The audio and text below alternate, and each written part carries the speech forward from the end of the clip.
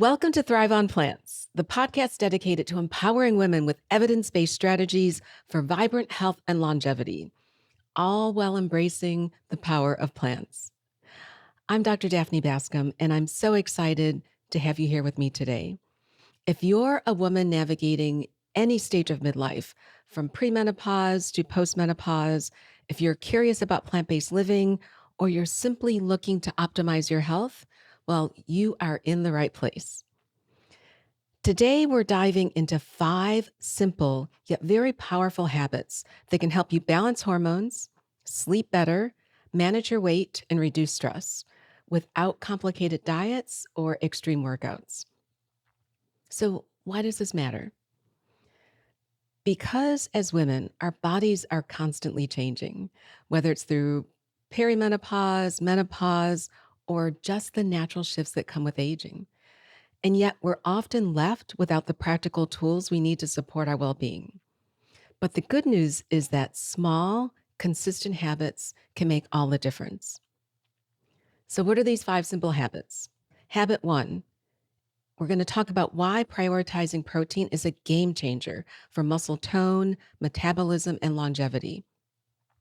Habit 2, I'll share why strength training can be your secret weapon for confidence, bone health, and for improving your body composition. Habit 3, the underestimated power of sleep. And more importantly, we'll talk about how to create a routine that works for you. Habit 4, simple and effective stress reduction techniques that fit into even the busiest schedules. And finally, habit 5, how reducing toxin exposures can help balance hormones and promote long-term wellness. So by the end of this episode, you'll have a clear, practical roadmap to start making small intentional changes that lead to big results. Before we dive deep into the habits, I want to start with a foundation, and that means talking about hormones. Hormones are the body's chemical messengers. They conduct numerous vital functions that keep us thriving, particularly when they're in balance. They influence everything from how energized you feel in the morning to how well you manage your weight and the quality of your sleep. For women, understanding these key hormonal players becomes even more crucial as our bodies change over time. From perimenopause to postmenopause, hormonal shifts can significantly impact our well-being, making it essential to support and balance them effectively. Now, we won't be able to take a deep dive into every hormone today, but I want to provide you with an overview of some of the key hormones that are crucial in supporting our health. And that first hormone is estrogen. Estrogen is the cornerstone of women's health. It plays a crucial role in various bodily functions that influence everything from our bone strength to our cognitive function. Estrogen is not just one hormone. It's a family of 3 hormones, each which play a different, unique role in our body. E1, which is also called estrone, is the primary form of estrogen that's produced after menopause. Usually when people are talking about estrogen, they're talking about E2 or estradiol. Estradiol is the most potent and predominant form of estrogen in women during the reproductive years. And then the third form of estrogen, E3, is estriol. And this is the least potent of the 3, and it's primarily produced during pregnancy. As women approach perimenopause and menopause, estradiol levels start to naturally fluctuate and decline. And this can lead to changes in metabolism, mood, skin health, brain health, heart health, and bone density. So understanding and supporting estrogen balance throughout our life by intentional lifestyle choices is essential for long-term well-being. The next hormone for consideration is progesterone. Progesterone is often considered the natural counterpart to estrogen, and it works to create balance and stability within our body. While estrogen stimulates growth and energy, progesterone acts as a calming force, playing a vital role in menstrual cycle regulation, restful sleep, and mood stability. Beyond reproduction, progesterone is essential throughout a woman's life, especially as the levels start to decline during perimenopause. Lower progesterone can contribute to sleep disturbances, heightened stress responses, and increased feelings of anxiety or irritability. Supporting progesterone through lifestyle habits like stress management, proper sleep, and balanced nutrition can help maintain hormonal harmony and overall well being. The next hormone, although it's often labeled as a quote unquote male hormone, is testosterone. And testosterone is just as essential for women's health as any of the other hormones. While men produce higher levels, women rely on testosterone for key functions related to strength, vitality, and overall well being. Testosterone helps build and maintain lean muscle, which is essential for strength, endurance, and a healthy metabolism. Higher muscle mass, as we'll talk about later, supports better insulin sensitivity, and it also supports some of the age related muscle loss that occurs over time. Working alongside estrogen, testosterone contributes to bone strength, reducing the risk of osteoporosis and fractures, especially as estrogen levels decline during menopause. And then testosterone plays a key role in sexual desire, arousal, and overall reproductive health. And low levels may be linked to libido, vaginal dryness, and changes in sexual satisfaction. As women age, testosterone levels naturally decline, and this contributes to decreased muscle tone, slower metabolism, and shifts in energy levels. Chronic stress, poor sleep, inadequate nutrition, these can also disrupt testosterone levels. So, supporting healthy levels through regular strength training, protein rich foods, and lifestyle adjustments can help maintain vitality, muscle health, and overall muscle harmony. Another hormone for consideration is cortisol. Cortisol is often called the stress hormone, and it's a steroid hormone produced in the adrenal glands in response to stress and low blood sugar levels. And while it plays an essential role in survival, it can help the body react to immediate challenges through the flight or flee response. Chronic stress can lead to persistently high cortisol levels, and this can negatively impact overall health. Now, don't get me wrong, cortisol is vital. It's vital for our stress response regulation. It's vital for our blood sugar balance. It helps with immune system modulation. It plays a key role in metabolism and fat storage, and it helps in our sleep wake cycle regulation. When cortisol is in balance, it supports resilience, focus, energy.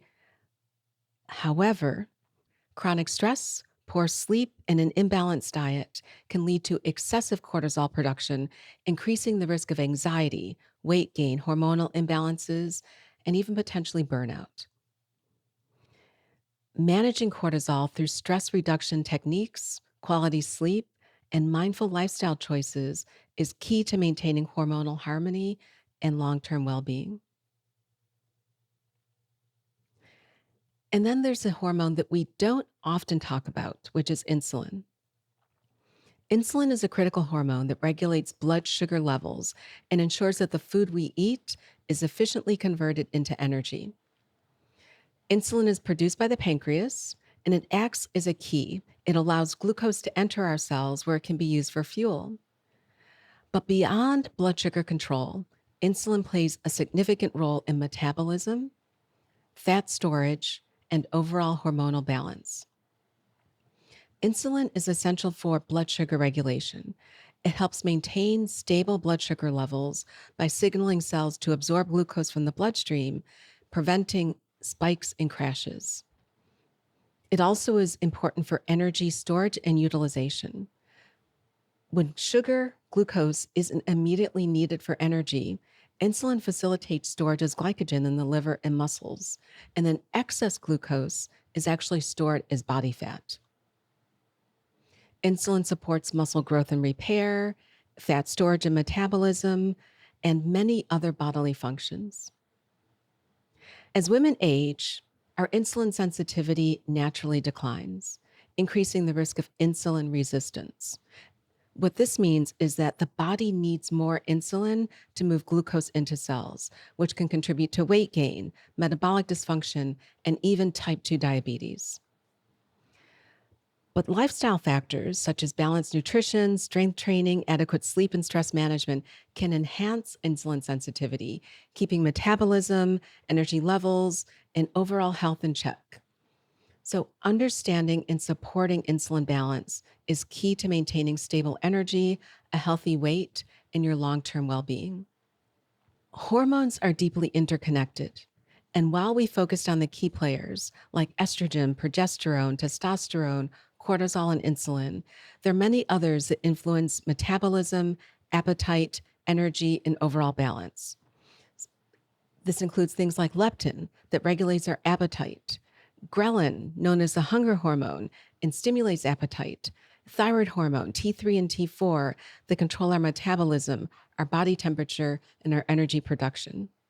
Achieving hormonal balance isn't about having fixed hormone levels, but rather that we ensure that the right proportions of hormones are in our body relative to one another. And this delicate balance allows the body to function optimally, promoting energy, resilience, and overall well being. You hear a lot about hormonal imbalance, and there are many causes of hormonal imbalance, and they can arise from a combination of biological factors, lifestyle factors, and environmental factors. And these include aging, nutrition and diet, chronic stress, lack of sleep, sedentary lifestyle, and environmental toxins. And I want to highlight just a few of these. Natural declines in hormones like estrogen, progesterone, testosterone occur with age, especially during perimenopause and menopause.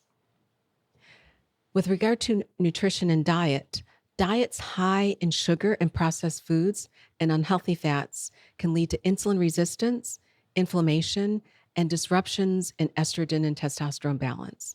This is why nutrition is a key pillar in terms of maintaining healthy hormones and achieving our weight loss goals. Chronic stress. Persistent stress keeps cortisol levels elevated, and this can disrupt other hormones like insulin, progesterone, and thyroid hormones. And this can lead to weight gain, fatigue, and poor sleep. And then we'll talk about this later, but don't underestimate the impact of environmental toxins. And you may hear these called endocrine disruptors.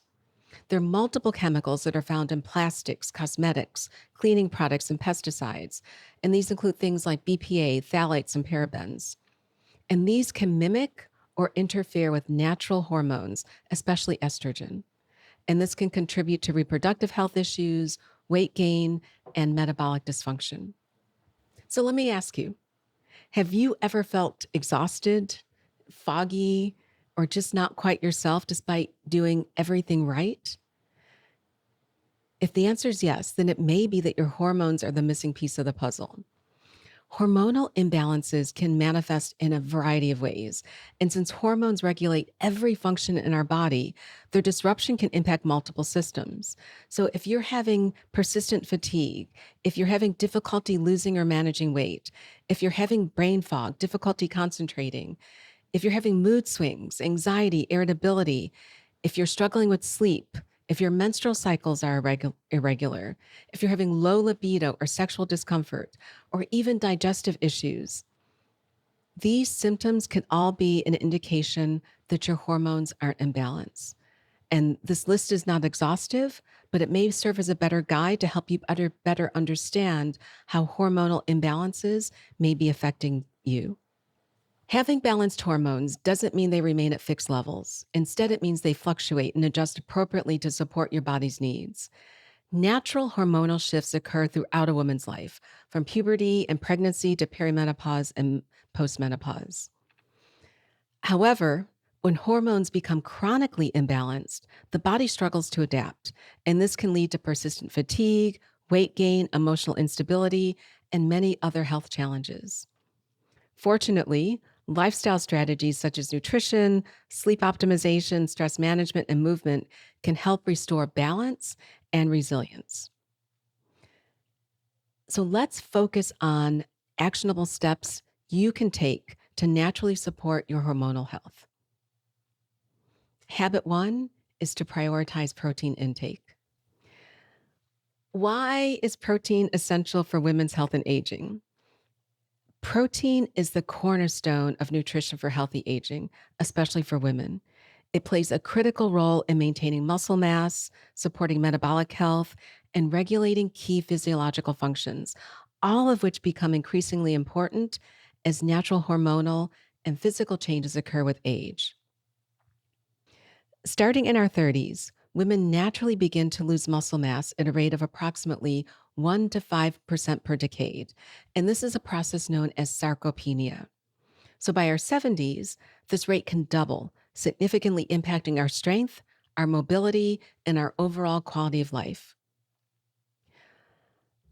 Muscle, muscle loss contributes to several things.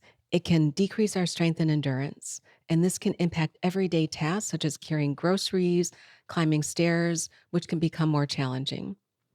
Muscle loss can result in functional limitations. Reduced muscle mass can impact our balance, our coordination, and it can also increase our risk of falls. And then there's also a risk of higher fractures. Loss of muscle weakens bone support, making fractures more likely. So, what's the solution? Adequate protein intake combined with resistance training can significantly mitigate these declines by stimulating muscle protein synthesis, the process that's responsible for repairing and rebuilding muscle tissue. This maintains strength, mobility, and independence as women age. Hormonal fluctuations, particularly during perimenopause and menopause, can contribute to muscle loss due to declining estrogen and testosterone levels. It can contribute to fat redistribution, that movement of fat from our hips to our abdomen. And we all know that this is a problem that we're navigating. And then it can also lead to decreased bone density, which can increase our risk of osteoporosis.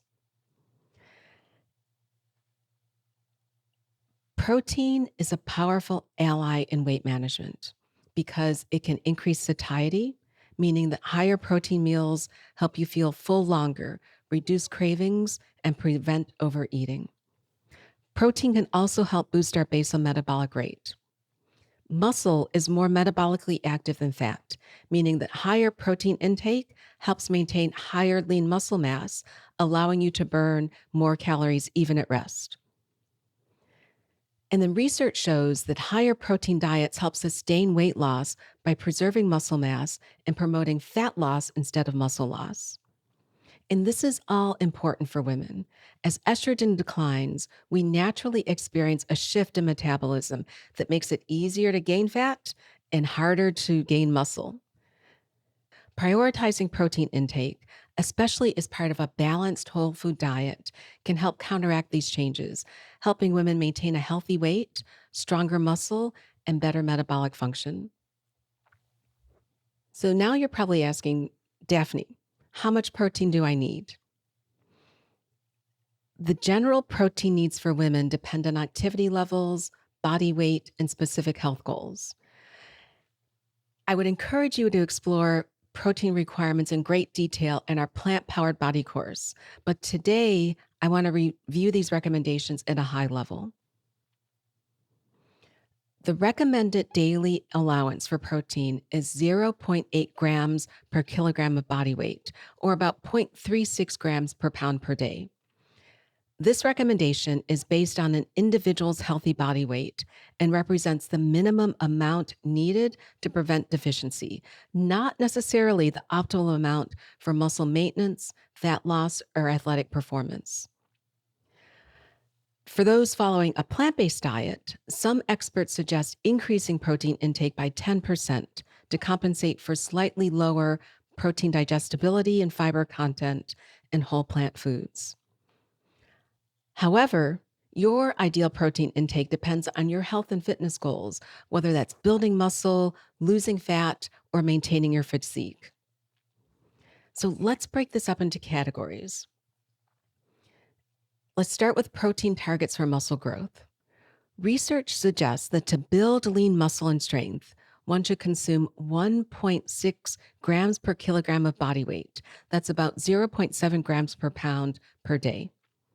Some individuals may benefit from up to 2.2 grams per kilogram for optimal protein synthesis, depending on your training intensity and your recovery needs. Now, since everyone's metabolism and training response differs, experimenting with this range and monitoring your progress can help determine your ideal intake. Now, if you're looking at your protein target for fat loss, this is a different category. Protein is even more crucial when you're trying to lose fat while preserving muscle. A common mistake dieters make is that you can lose equal amounts of muscle and fat, and this can lead to a slower metabolism. And at the end of your fat loss, you may have an unchanged body composition despite weight loss. So, research has shown that higher protein intake preserves lean muscle and promotes fat loss during caloric deficits. A study found that individuals consuming 2.4 grams per kilogram of body weight, that's about 1.1 gram per pound per day, lost more fat mass and retained more muscle mass than those consuming 1.2 grams per kilogram in a 40% calorie deficit. Now, that's a large calorie deficit. How do you take this and apply it to your fat loss goals? The optimal protein for fat loss, I want you to aim for about 1.8 grams per kilogram of body weight per day. That's about 0.8 grams of protein per pound. If you're overweight, and overweight I would consider to be about greater than 30% body fat for women or greater than 20% body fat for men, use your target body weight instead of your current weight to calculate your protein needs. You also need to prioritize high protein meals and resistance training, which we'll talk about a little later, to maintain your muscle mass. Consuming protein alone is not enough of a stimulus to maintain your muscle mass. You need to combine protein intake with strength training. Now, if you're happy with your physique and you want to maintain where you are today, you don't need as much protein as if you're actively building muscle. And we would recommend that you consider as your target about 1.3 grams per kilogram per day of body weight for muscle maintenance. That's about 0.6 grams per pound per day. And while this intake will help you preserve lean muscle, if you have an active lifestyle, if you're endurance training, or if you're trying to counteract age-related muscle loss, you may also benefit from a slightly higher intake. So let's talk about the plant protein debate. Now, I know this could be a whole podcast on its own. Some well-known plant-based health experts argue that protein intake isn't a concern for those eating a whole food plant-based diet. However, research shows that falling below optimal protein intakes can lead to muscle loss, slower recovery, and reduced metabolic efficiency. Think about it. There's little downside to consuming more protein than the RDA, but falling below optimal protein intake can result in muscle atrophy and decreased strength gains. So if you are looking to optimize your performance and your longevity, sports nutrition expert Eric Helms recommends a better safe than sorry approach. And what this means is that aiming for a range of 1.6 to 2.2 grams of protein per kilogram per day. This means 0.7 to 1.0 grams per pound per day. This would be the goal for active individuals aiming for strength and muscle retention. I want you to remember, protein isn't just about muscle. It isn't just about how you look. It's about maintaining your strength. It's about supporting your metabolic health, and it's about optimizing your body composition. Adjust your intake to your goals and your lifestyle to ensure that you're fueling your body for long-term health and vitality. Getting enough protein on a plant-based diet doesn't have to be complicated. So as a coach, one of the questions I frequently get is, I can't get all of my protein needs, or I'm not able to meet my protein target. So, I want to share with you some practical strategies to seamlessly incorporate protein into your meals and snacks throughout the day. These are tips that I use, and these are tips that work well with the clients that I coach. The first tip is to plan your protein rich meals ahead of time. I know many of us don't like to batch cook. We don't like to eat the same thing every single day, but you don't have to. You can prepare large portions of lentils, chickpeas, or tofu on weekends to use throughout the week. It allows you to mix and match and create bowls or soups or stews or curries. But spending that time preparing and batch cooking your protein as a base makes it easier for you to make the easy choice during the week. You can also freeze the extras. Once you've done your batch cooking, portion out your protein-packed soups, your stews, your bean-baked dishes for easy, quick meals. And then the other thing I would recommend is to pre-chop your vegetables. Keep fresh or roasted veggies ready to pair with a high protein source like your tempeh or your edamame. Having it in the fridge, whether it's pan roasted or whether it's raw, it'll make it easier for you to mix and match your protein source with your vegetables. The other recommendation is to diversify your protein sources. You don't have to eat the same thing every day. So rotate your legumes, switch between lentils, black beans, chickpeas, split peas to keep things more interesting.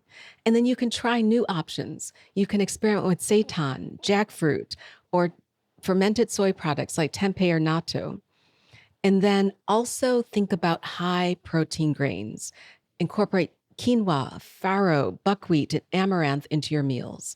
There are lots of different ways that you can meet your protein goals by simply doing a little bit of intentional pre-planning and having all of these items prepared and at the ready in the refrigerator for you to mix and match during the week. One other tip is to start your day with protein. Getting enough protein earlier in the day helps maintain your energy, your blood sugar balance, and keeps you full longer. And some good breakfast ideas include a tofu scramble. So saute some extra firm tofu with spinach, nutritional yeast, some kala namak, and turmeric. It's a great, quick way to get your protein in the morning. If you want to start and prepare the night before, think about overnight oats. You can combine your soy milk with your chia seeds, your flax seeds, and even a scoop of plant-based protein powder. And then the other thing would be a power smoothie. Blend your plant-based protein powder with spinach, almond butter, frozen berries. Whatever you love to put in your smoothie, think about getting that power smoothie ready so that you can get out the door in the morning, but meet your protein goals. Another way of meeting your protein needs is to snack smart and strategically. Keep high protein, nutrient-dense snacks on hand to curb your hunger and fuel your day, whether it's in the car, in your desk, wherever you may go to pick up that quick snack. And these quick grab and go items can include roasted chickpeas or spiced edamame. Think about a trail mix that has hemp, pumpkin seeds, and almonds. And you can make your own homemade protein bars with pea or hemp protein. And the same applies to dips and spreads. Think about having your veggies with your hummus and black bean dip, or using some whole grain crackers topped with avocado and hemp seeds. And then another tip that I love to share is to boost your protein in every dish.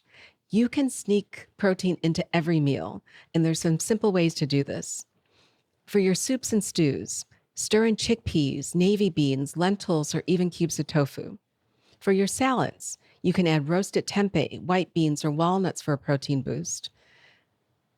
For pasta and casseroles, you can mix in lentils, hemp seeds, or nutritional yeast. Nutritional yeast is great to add to just about everything. I like to call it vegan fairy dust.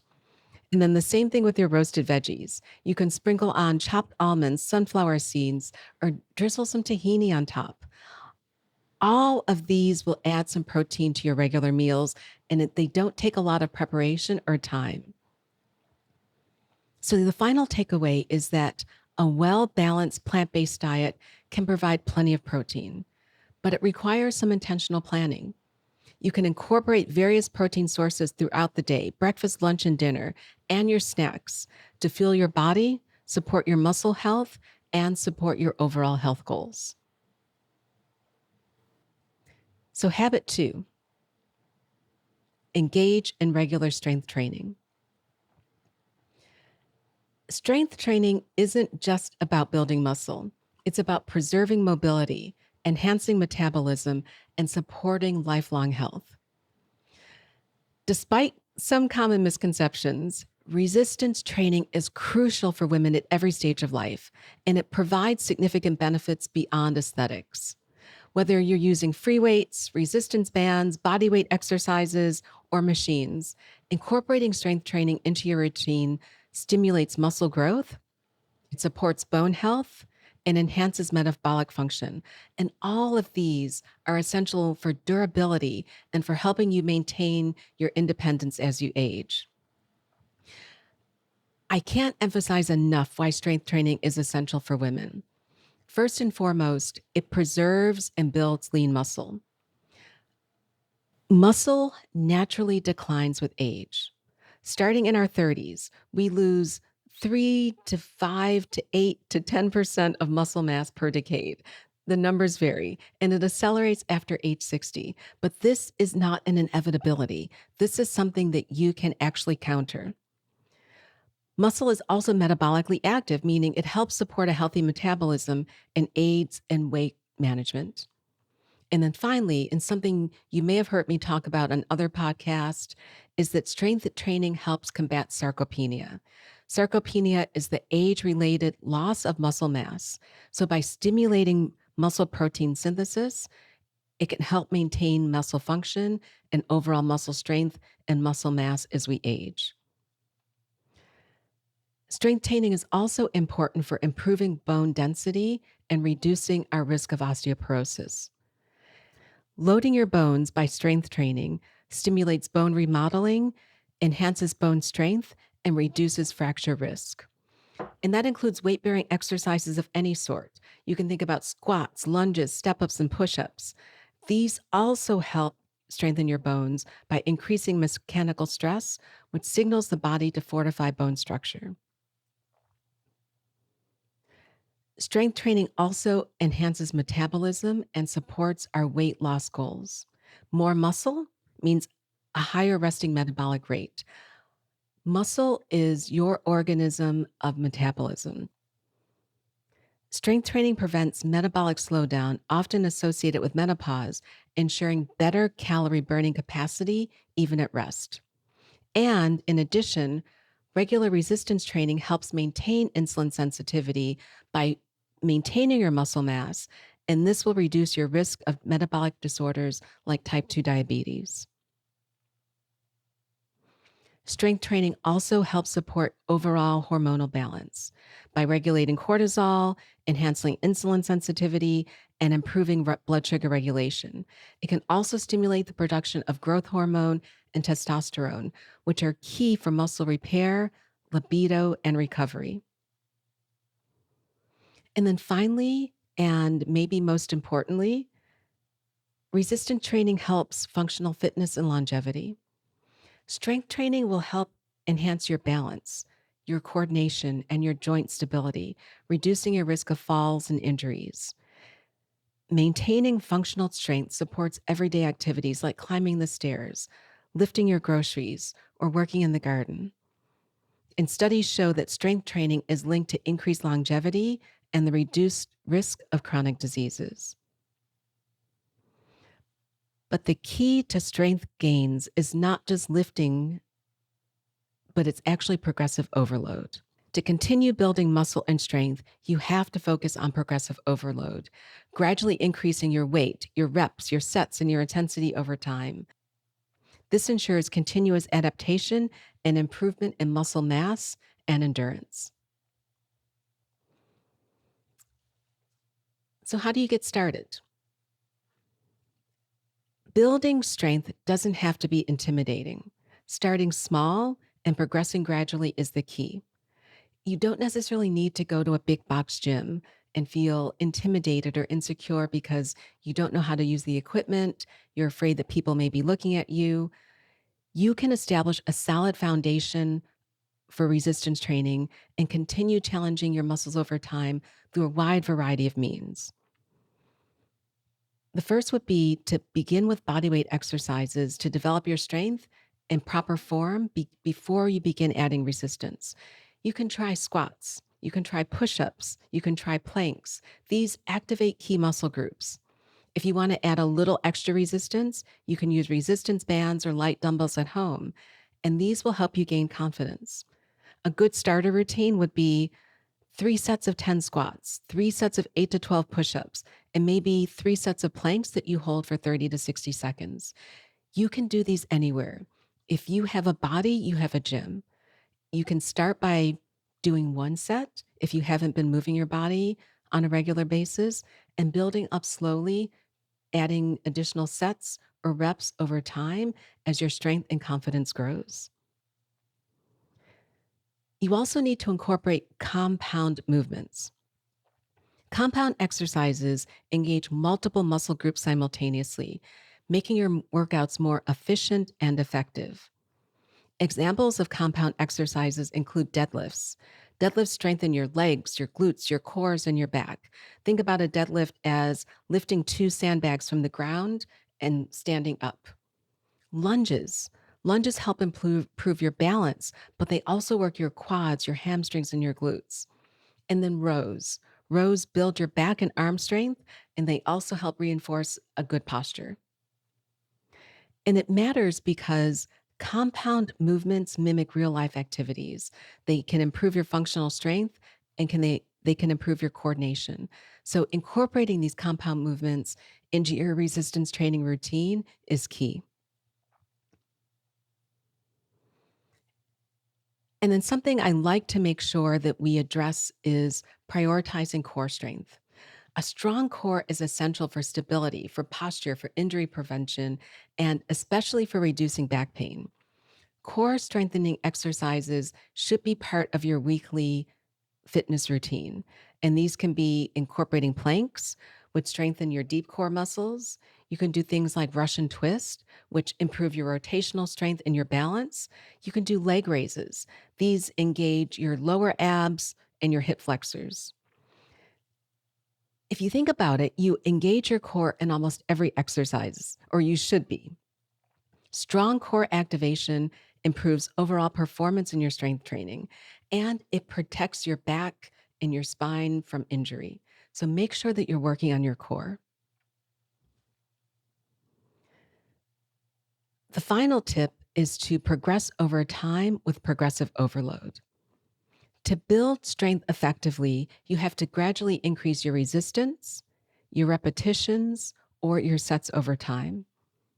And ways to progress include increasing your weight or resistance as exercises become easier, adding extra sets or reps to push for muscle endurance, and then you can even slow down movements for better control and engagement.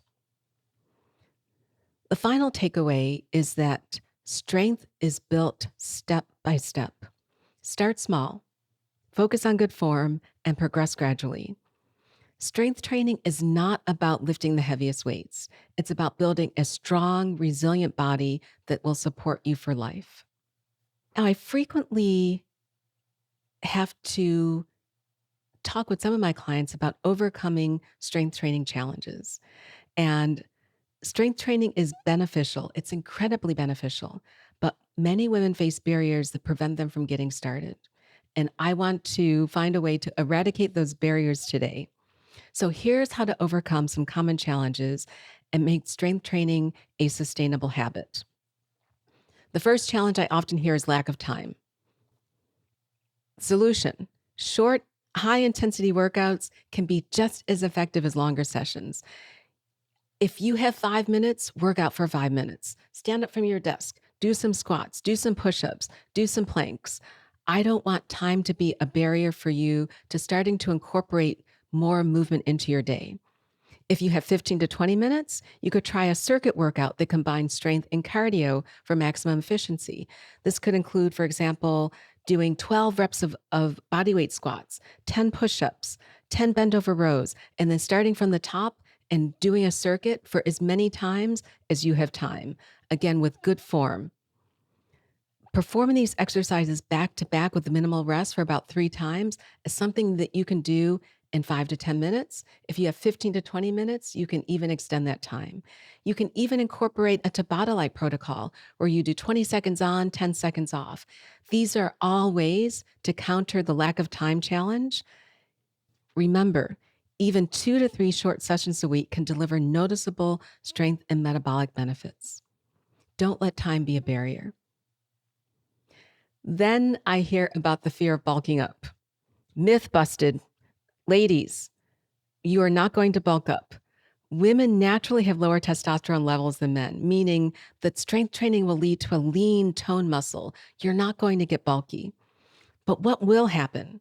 You'll get improved muscle definition and a firmer physique. You'll enhance your metabolism and fat loss. You'll increase your strength, but you're not going to have excessive muscle size.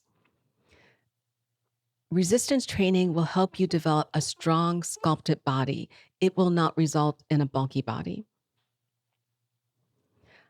Another challenge to overcome is no access to equipment. The solution? You don't need a gym to get stronger. Bodyweight exercises and household items can work for you. Use what you have. If you have household items, I've used water bottles, canned goods, or even a backpack with books can provide a great resistance.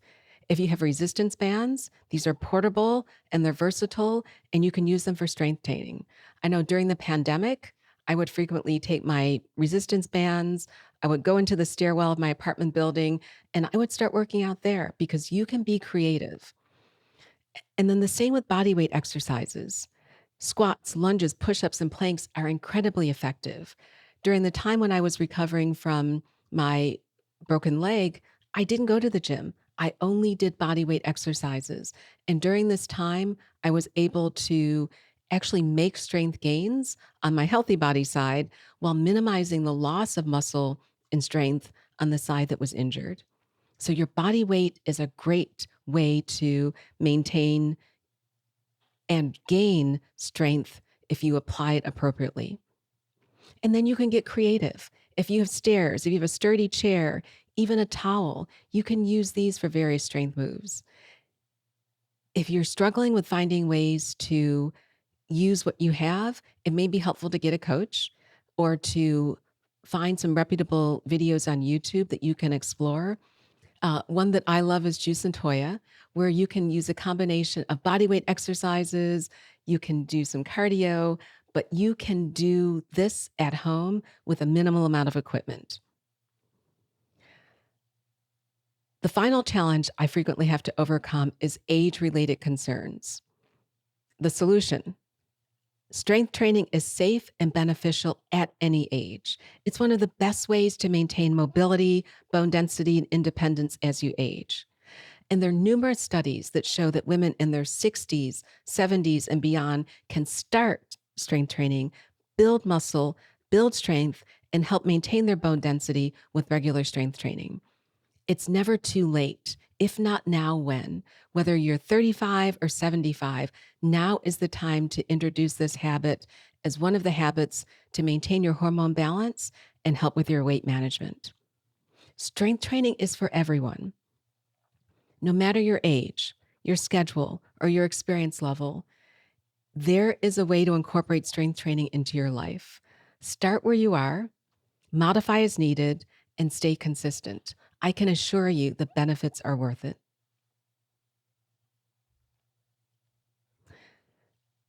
The third habit is prioritizing sleep for hormonal balance and well-being.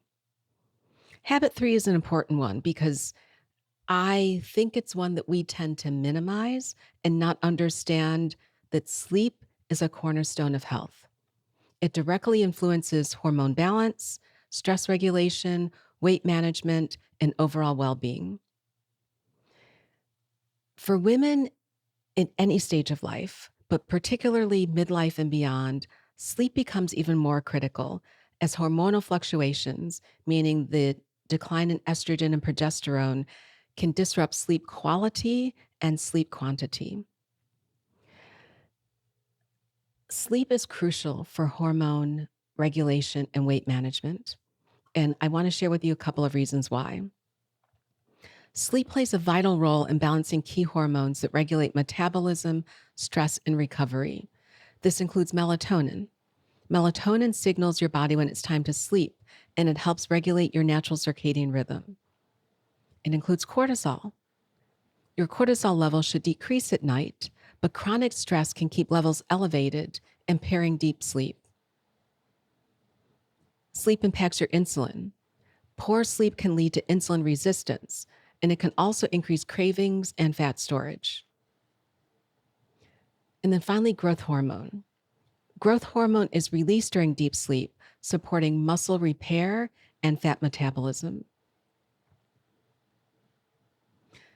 Sleep also is important for enhancing weight management because it directly influences ghrelin and leptin, the hormones that regulate hunger and satiety. How many times have you had a poor night's sleep and you wake up in the morning and you've got the munchies? That's not just you. That is probably your hormones talking to you. Poor sleep can increase ghrelin levels, which can stimulate your appetite, and can decrease your leptin levels, which can make it harder for you to feel full.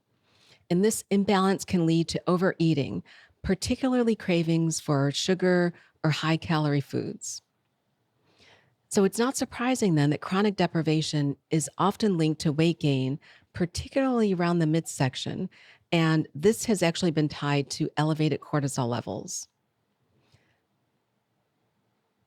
Prioritizing sleep can make weight management easier because it can help naturally regulate your hunger cues and your metabolism. Sleep also helps reduce stress and cortisol overproduction. As we've already discussed, quality sleep allows your body to recover from daily stressors. It helps reduce the physical and emotional toll of the day. And if you're not having this time to kind of reset and reframe, your cortisol levels may stay persistently elevated. The other thing is that your body has a natural rhythm for cortisol levels throughout the day. Lower nighttime cortisol levels help improve deep sleep quality, creating a positive cycle of better sleep and lower stress. Meaning, when you sleep well, you're more emotionally resilient, less reactive to stress, and better equipped to make mindful choices during the day. And that includes your choices related to your nutrition. Sleep also helps boost your energy, your focus, and your mental clarity. Restful sleep ensures you wake up refreshed, energized, and mentally sharp. It improves your focus and mood and helps you stay consistent with healthy habits like your exercise, your balanced eating, and your stress management. Sleep is the foundation of so many things that are important in terms of ensuring that you have an optimal health span and that you're able to meet your health and fitness goals. Your question or your next question may be, how much sleep do you really need? I know for many years I was one of the, just like being a road warrior, I was the sleep warrior, thinking that less sleep, I get more work done. I wish I could tell my 30-year-old self that sleep is important. I want you to aim for 7 to 9 hours of high quality sleep per night. Yes, individual needs may vary depending on where you are in stages of life, but maintaining consistent sleep patterns, both in duration and timing, is essential for overall health. The same thing with sleep quality. Sleep quality matters. Deep stages of sleep are crucial for hormonal balance, metabolic function, and cellular repair. Even if you're getting enough hours of sleep, disruptions in sleep quality can impact your energy, your mood, and your weight management. Getting enough sleep is critical for achieving and maintaining a healthy weight. Research shows that chronic sleep deprivation increases the risk of weight gain and obesity, which means that sleep is just as important as diet and exercise for long-term weight management. There was a large scale study following over 68,000 women over 16 years that found a strong link between sleep duration and weight gain. And what they found is that nurses who slept fewer than 6 hours per night gained an average of 2.5 pounds more than those who slept at least 7 hours. Even those who slept 6 hours were at a significantly higher risk of weight gain compared to those getting 7 or more hours. And women who consistently slept 7 hours per night did not experience any significant difference in weight gain compared to those who slept 8 hours. The takeaway here is that when it comes to sleep and weight management, 7 is a magic number. But if 7 hours isn't possible, 6 is still better than 5 or fewer. One of the keys to a good night's sleep is establishing a consistent sleep routine. Quality sleep is one of the most powerful tools for balance, vitality, and overall well being. And a consistent sleep routine regulates your hormones, improves your energy levels, and enhances cognitive function. So, I would recommend that you follow these science backed strategies to create an optimal sleep environment and improve your sleep quality. The first thing is to set a fixed sleep schedule. Go to bed and wake up at the same time every day, even on weekends. This trains your circadian rhythm and makes it easier to fall asleep and wake up refreshed. You need to create a calming pre-bedtime routine. Engaging in relaxing activities such as reading, gentle yoga, or meditation can signal your brain that it's time to wind down.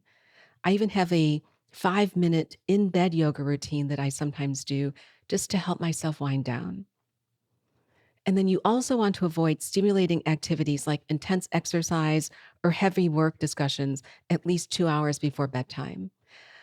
I know this can be challenging for those of you who may engage in shift work, where you're leaving work, coming home, and you're trying to go right to sleep.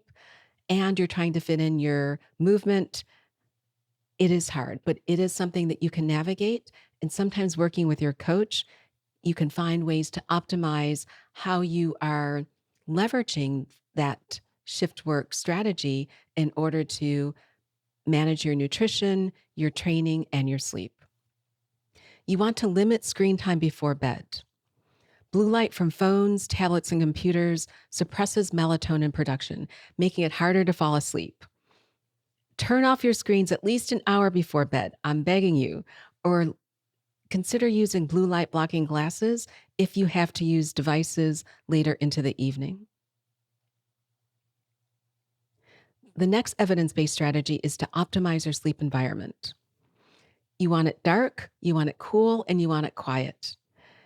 Darkness. Use blackout curtains or a sleep mask to block out light. A sleep mask is great if you can become accustomed to it because it's also something that you can take if you're on the road or you're traveling. And then temperature. Keep your bedroom cool. Science recommends 60 to 67 degrees Fahrenheit or 15 to 19 degrees Celsius for optimal sleep. You may have to navigate this sleep temperature if you have a partner that shares a room with you, but cooler is generally better. Noise control is also important. You can use white noise machines or apps or earplugs to minimize noise disturbances. And then finally, comfort matters.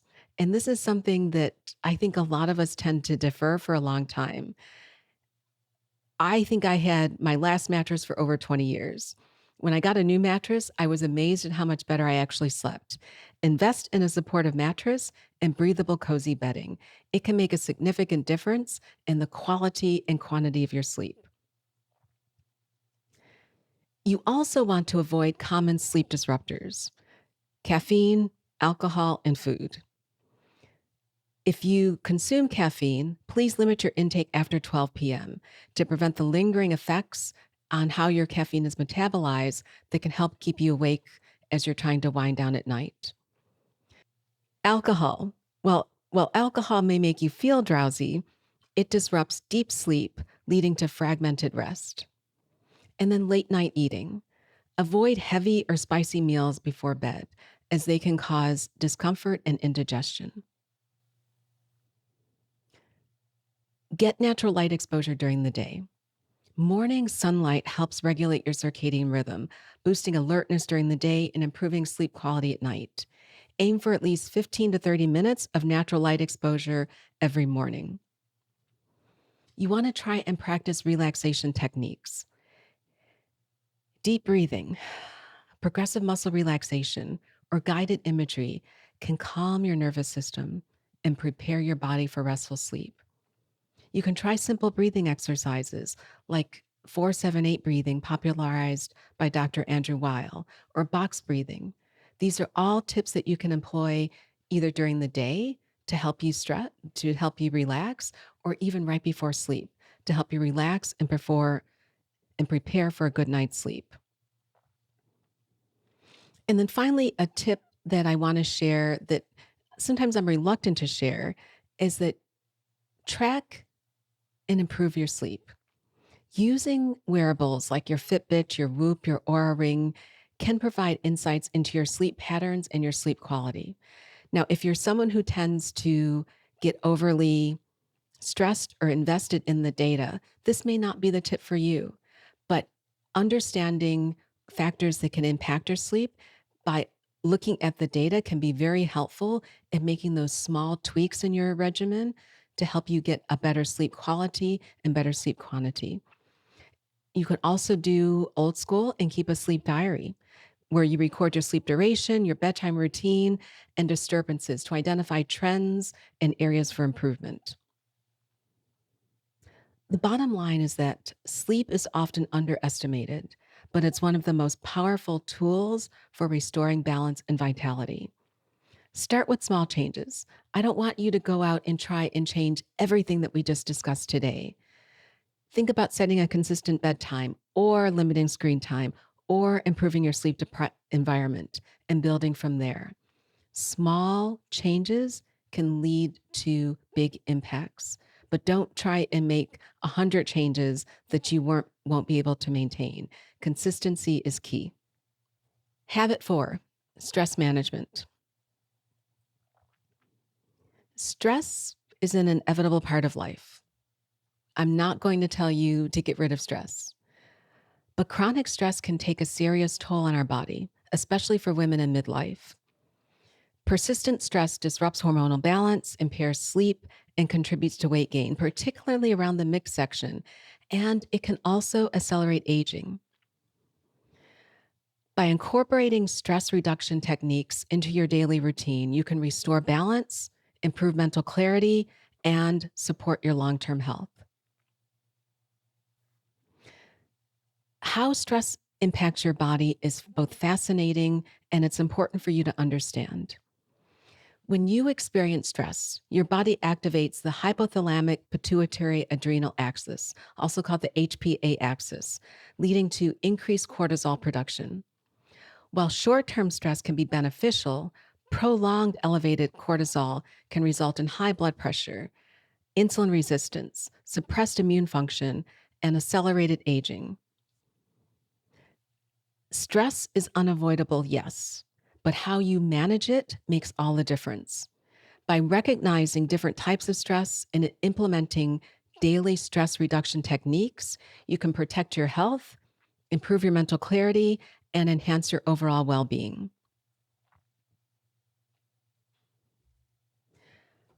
Chronic stress is more than just a mental burden. It has profound effects on hormone balance, metabolism, immune function, and overall health. When stress levels remain elevated for extended periods, your body will struggle to regulate key hormones, and this can lead to weight gain, disruptive sleep, and an increased risk of chronic disease. By incorporating stress reduction techniques, you can move toward restoring hormonal balance, protect your long-term health, and improve your overall well-being. Even small daily changes like deep breathing, nature walks, or meditation can lead to significant improvements in energy, mood, and overall vitality. So, I want to share a couple of my favorite stress reduction techniques. And these are things that you can incorporate into your daily routine to help lower cortisol, improve your emotional resilience, and enhance your overall health. The first, and one that I love and implement daily, is breathwork and deep breathing. Deep breathing activates the parasympathetic nervous system. That's your rest and digest. And this can promote relaxation and reduce your cortisol levels. And ways to do this are box breathing, 478 breathing. You can do this during the day if you need to de-stress, or these are also tools that you can implement as part of your wind down routine at night. In the show notes, we'll link to a podcast where I walk through box breathing and 478 breathing and some other breathing techniques that can be helpful for you to implement to better manage your stress. And then there's mindfulness and motivation. Meditation trains your mind to focus on the present, reducing stress and improving emotional resilience. I was one of those people who years ago just thought I can't meditate. My mind's too busy. I've got too much going on. But it's not that I can't, it's that I needed to train my mind and my body on how to meditate. So you don't necessarily need to start by saying, I'm going to do a 60-minute meditation practice. Begin with 5 to 10 minutes a day.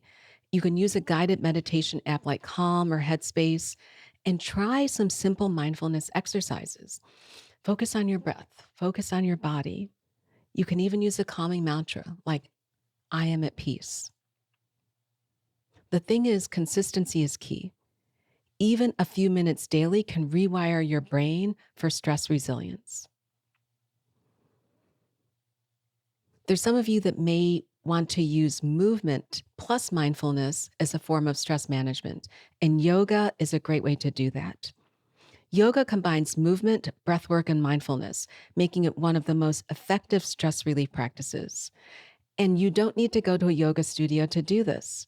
There are great poses for stress relief, such as the child's pose that helps encourage deep relaxation, the cat-cow stretch, which can ease tension in your spine and neck. One that I love is legs up the wall. I put my legs up the wall at night as part of my bedtime routine to help reduce leg swelling. It can help calm the nervous system. And these regular yoga practices, even introducing them into your daily routine, can help improve your flexibility, your balance, and your sleep quality, in addition to managing your stress. Nature therapy is another great stress management technique. You may hear this referred to as forest bathing. Spending time in nature has been shown to lower cortisol, reduce anxiety, and improve mood. How do you do this? Take a walk, go to a park, a garden, a forest. Engage in your senses. Notice the sights, the sounds, the scents around you. If you have 5 minutes is great. If you have 20 minutes would be awesome. But even a small amount of time in nature can have a profound impact on your mental health and your well-being.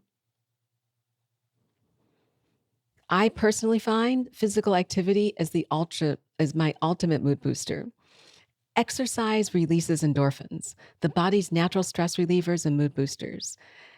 The best stress reducing activity is the one that you will do and do consistently, whether it's walking and jogging, cycling, strength training, yoga, Pilates, Tai Chi, Qigong.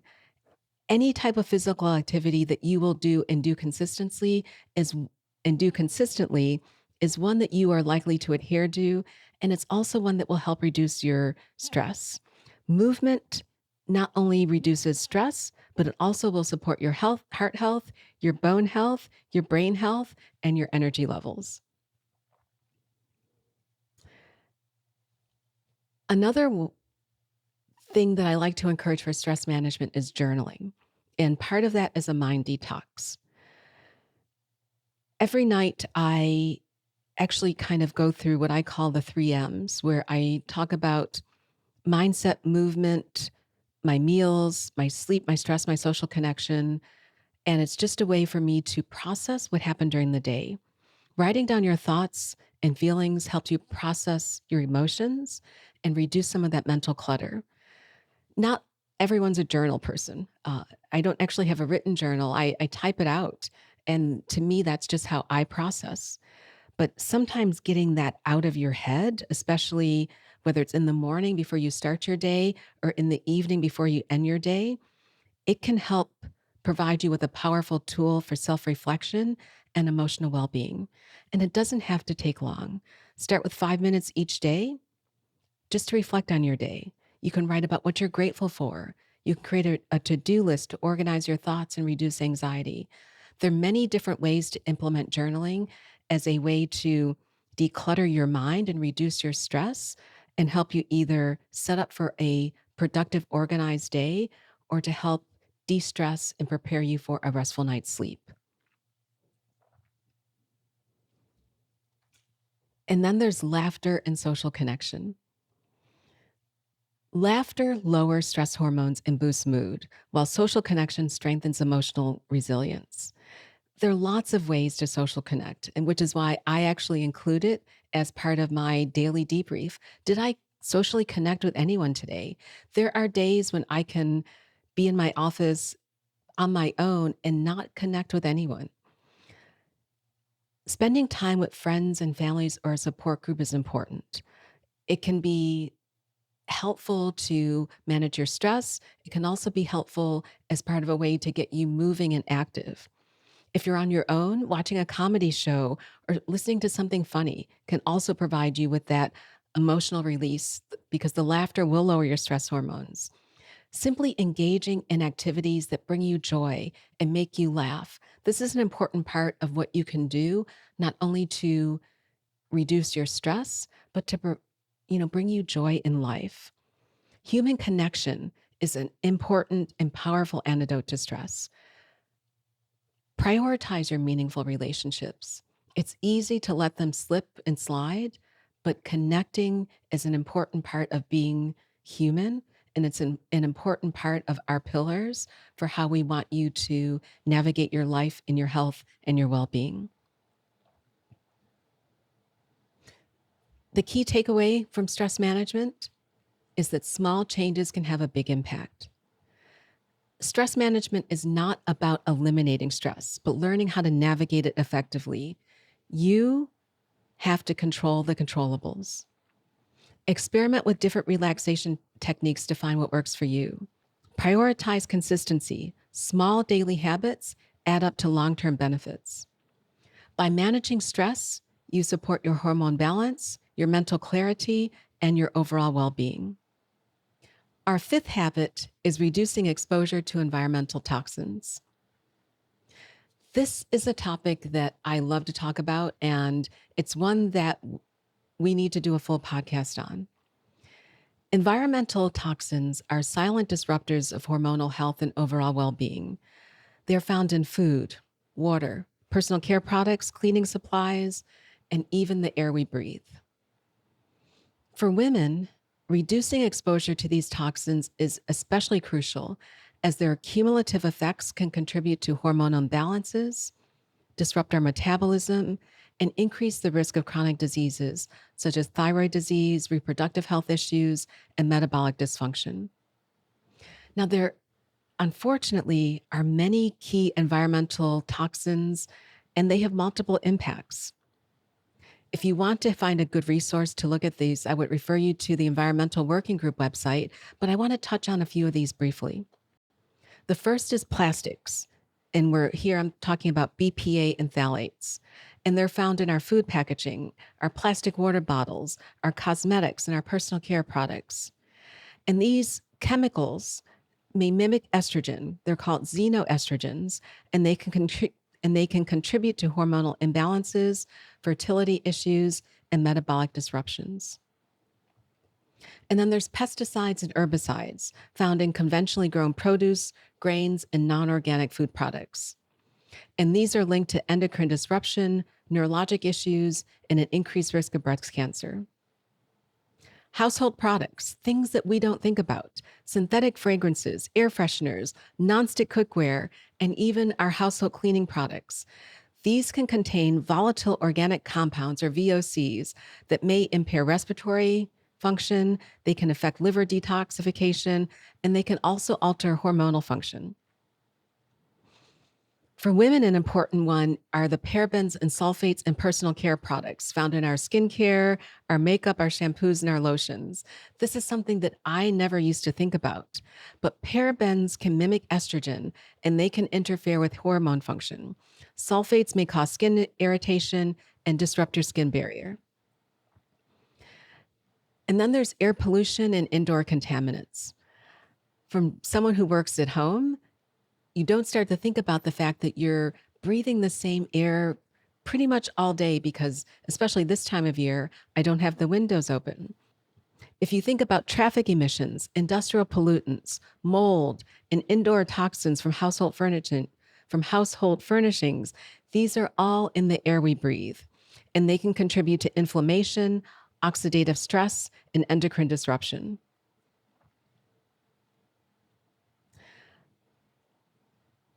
The other thing to think about is a chemical that we are hearing more and more about, which are called PFAS. Per and polyfluoral alkyl substances, or PFAS, are a large group of synthetic chemicals that have been widely used since the 1950s in consumer products such as Teflon, nonstick cookware, waterproof clothing, or stain-resistant fabrics. Women, think about some of the athletic wear that you purchase, food packaging and takeout containers, and cosmetic products, and even dental floss. PFAS are known as forever chemicals because they do not break down in the environment or in the body, leading to hormonal disruptions, an increased risk of cancer, liver damage, and metabolic disorders, and they can even lead to immunosuppression. If you want more information on endocrine disruptors or PFAS, I would actually refer you to the National Institute of Environmental and Health Sciences. They have some great information on how these endocrine disruptors are impacting our daily life and what we can all do to reduce the exposure. Environmental toxins are important for women's hormonal health because they can disrupt the endocrine system, impair metabolism, and contribute to chronic inflammation. And as we already shared, these toxins, which are often found in plastics, pesticides, air pollution, and household chemicals, can mimic or interfere with our body's natural hormones. So, how do these toxins work? Many environmental toxins act as endocrine disruptors, meaning that they mimic, block, or alter hormones, especially estrogen. And these synthetic compounds, which are known as xenoestrogen, they can trigger estrogen dominance, leading to weight gain, mood swings, fatigue, and menstrual irregularities. And they can also disrupt thyroid function, slowing metabolism, affecting energy levels, and contributing to hypothyroid like symptoms. These chemicals are also responsible for increased inflammation and oxidative stress. They may burden our liver and detoxification pathways, and they are important in fat storage and metabolism. Many environmental toxins are lipophilic, meaning they accumulate in fat cells rather than being easily excreted. This can impair metabolism, making weight loss more challenging. It can disrupt normal fat storage processes, increasing stubborn weight gain, especially around the midsection. And these released and these toxins may be released during weight loss, which may cause temporary detoxification symptoms. Now, I hope I didn't scare you, but I want you to be aware that these toxins are in our environment and we're exposed to them daily. And the question is, what are practical ways to reduce environmental toxin exposure? Minimizing exposure to environmental toxins is not about achieving perfection. It's about making small, intentional choices that protect our hormonal health, our metabolism, and our overall well being. So, by gradually transitioning to a cleaner, toxin free living, or I'll say toxin light living, you create a healthier environment for your body to thrive. Let's break this into a couple of categories. Let's start by focusing on our food. When possible, prioritize organic produce. You can focus on buying organic versions of the dirty dozen, like strawberries, spinach, and kale, as these are most likely to contain pesticide residues. And if you're buying conventional produce, choose fruits and vegetables with thick skins, like avocados and bananas, to minimize pesticide exposure. And you can learn more about the Dirty Dozen on the Environmental Working Group website. You can also wash and peel your produce. If you're purchasing non-organic produce, you can wash them thoroughly with a vinegar solution or a baking soda soak. Peeling can also, when appropriate, can help reduce pesticide residues. Something else you can do to reduce your exposure is avoid processed foods. Minimize packaged foods with artificial additives, preservatives, and ultra processed ingredients, and instead opt for whole, nutrient dense foods that support detoxification and your metabolic health. I would encourage you to choose safer food storage options. Ditch the plastic. Store your food in glass, stainless steel, or silicone containers to avoid exposure to BPA and phthalates. And something that I used to do all the time, never microwave your food in plastic, as this heat can release harmful chemicals into your food. If you have the means or you're able to, I would also encourage you to use non-toxic cookware. So replace your nonstick pans with stainless steel, cast iron, or ceramic alternatives to avoid chemicals like PFAS. Brands like Caraway and Our Place offer really nice non-toxic cookware options. Your cleaning products. We all like to clean, and I know I am a hyper cleaner, but you need to switch to non toxic cleaners. Look for cleaners that are labeled as biodegradable, fragrance free, or eco friendly, and choose brands like Branch Basics, Seventh Generation, or Ecos. You can even make your own DIY solutions using vinegar, baking soda, and lemon juice for effective natural home cleaning. Simplify your personal care routine. Ladies, we need to read the labels and we need to choose clean beauty brands and we need to vote with our pocketbook. Avoid parabens, sulfates, synthetic fragrances, and phthalates. These can all disrupt your hormones, and we're exposed to them in so many of our personal care items. How do you know what's good? You can look for certifications like EWG, Environmental Working Group Certified, or USDA Organic for safer skincare and cosmetics. There are also multiple apps that will allow you to determine whether one, your products are vegan, and two, if they contain any chemicals that you need to be concerned of. And this includes synthetic fragrances. Many conventional fragrances contain phthalates, and these phthalates can mimic estrogen and disrupt our hormones. So opt for unscented products or use essential oil based alternatives. And these include fragrances that you may use in your home and fragrances that you apply in your body. Improve your indoor air quality. I I really did not think about the impact of air quality probably to the extent that I should until we started seeing some of the more recent events related to the massive fires and the exposures and all of chemicals that we're being exposed to in our air. Believe it or not, the outside air may actually be more healthful than the indoor air. So open your windows regularly and use HEPA air filters to reduce your indoor pollutants. If you live in an apartment building, you may need to talk to the apartment building manager to ensure that your filters are being changed on a regular basis.